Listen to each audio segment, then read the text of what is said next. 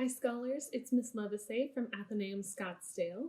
I wanted to do a lesson with you guys today about tea. I'm sitting here with a cup of tea myself, and first I'm going to start off by reading a poem about tea. When the world is all at odds and the mind is all at sea, then cease the useless tedium and brew a cup of tea. There is magic in its fragrance, there is solace in its taste, and the laden moments vanish somehow into space.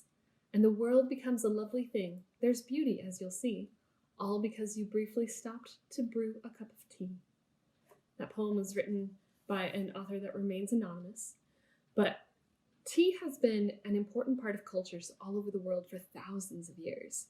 It's something that if you go to almost any country in the world, you can have a cup of tea. This is one of my favorite cups of tea. It's a lemon tea, and I put some honey in it to sweeten it up. And when I drink it, I just feel cozy and it refreshes me a little bit. I usually like to drink it in the mornings when I first wake up, and it just settles me for a little while, and I can pause and start my day with just a nice cup of tea. It tastes really good too.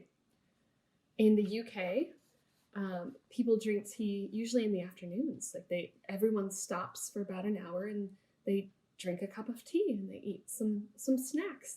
And in the UK, there's a very proper way to drink your tea. And you know how most people, when you put sugar or honey in your tea and you swirl it around like this to make it dissolve in there. Well, in the UK, they're very proper and they don't swirl it. They go back and forth because it gets rid of that clinking noise and it helps the sugar to dissolve fully instead of sitting at the bottom. Here's a picture of a tea set in the United Kingdom. This is probably England, going by the biscuits and the jam that's there. In Japan, there are very precise tea ceremonies. I mean, people have to do every single step correctly in order for it to be a proper tea ceremony.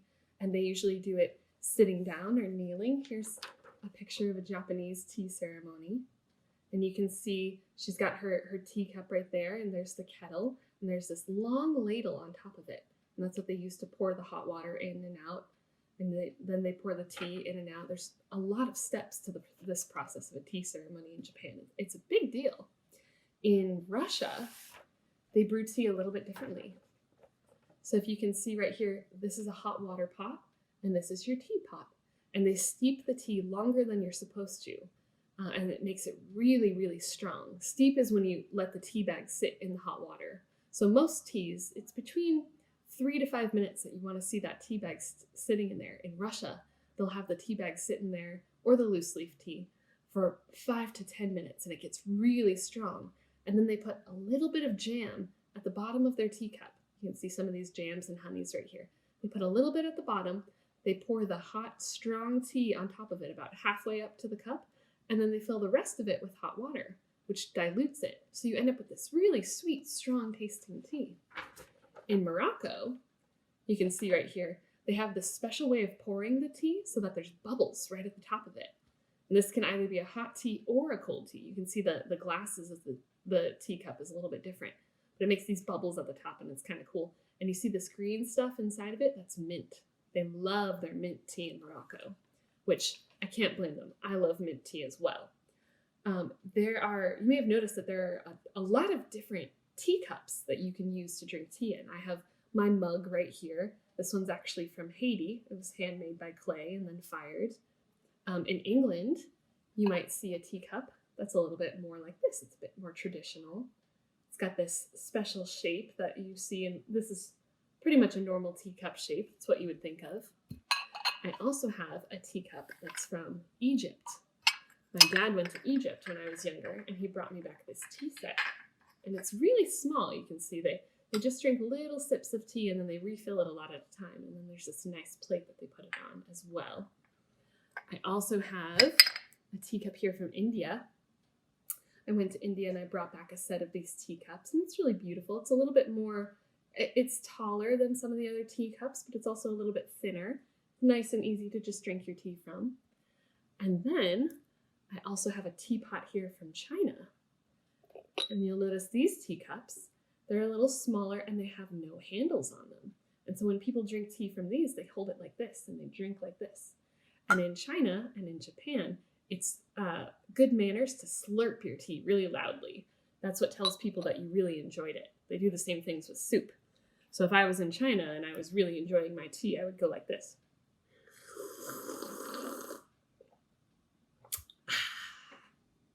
It's not something that we do here. It's a little bit rude if you do that here. But there are so many different types of tea that you can have. There's black tea, green tea, white tea, something called Darjeeling tea. But the interesting thing is all of these types of teas actually come from only one tea plant. It's one plant that grows and has these big leaves on top, and they pick the tea leaves at the earliest point in the morning that they can at the very top of the tea plant.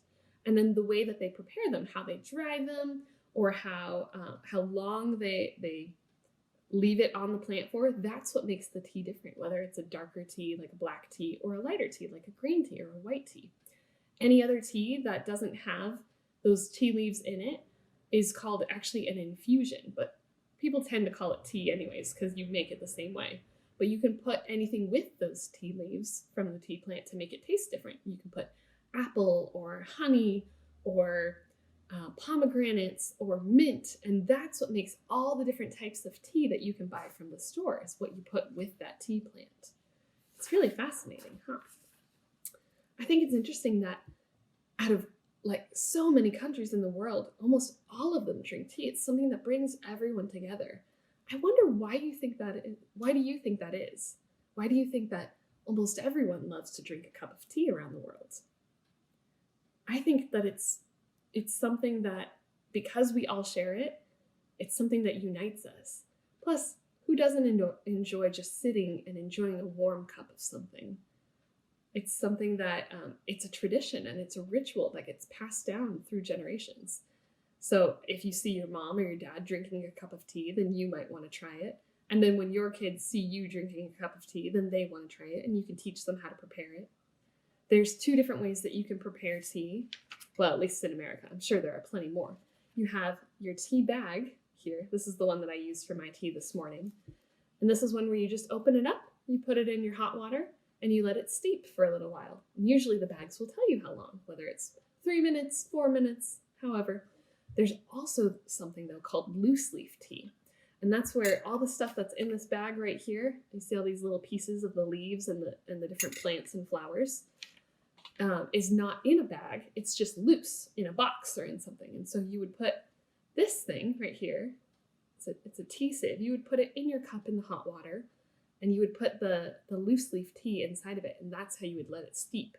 Or you would put the loose leaf straight into a tea kettle, and then you would put this on top of your cup and pour the tea kettle over it, so that when all the loose leaf things come out, they stay inside this, and it's just the tea that goes into your cup. Tea time has become a way that people connect in times of great joy and great sorrow. Does your family have a tea time tradition?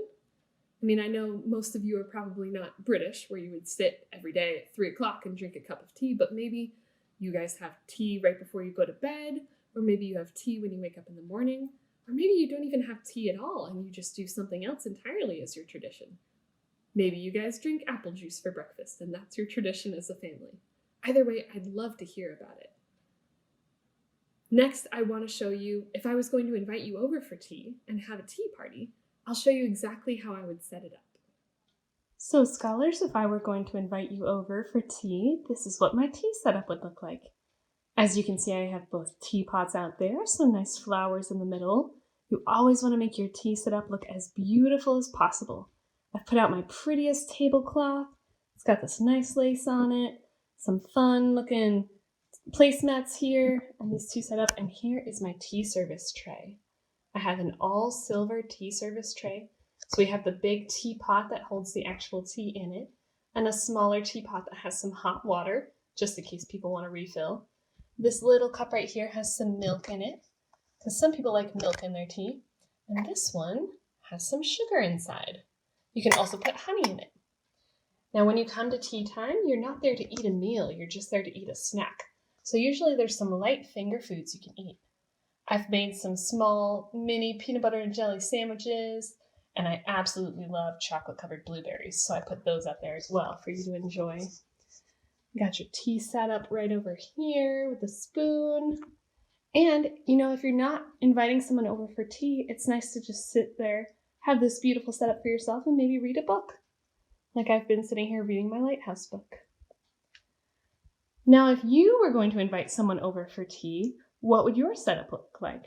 You might not have a fancy teapot like this, but maybe you could use a bigger mug or just some bagged tea and have it all set up for people. How about you guys set up a tea set or a place setting for me, and then send me a picture of what your tea party looks like. Well, scholars, I hope that you enjoyed that last video. This is Miss Lievsay from Athenaeum Scottsdale saying goodbye.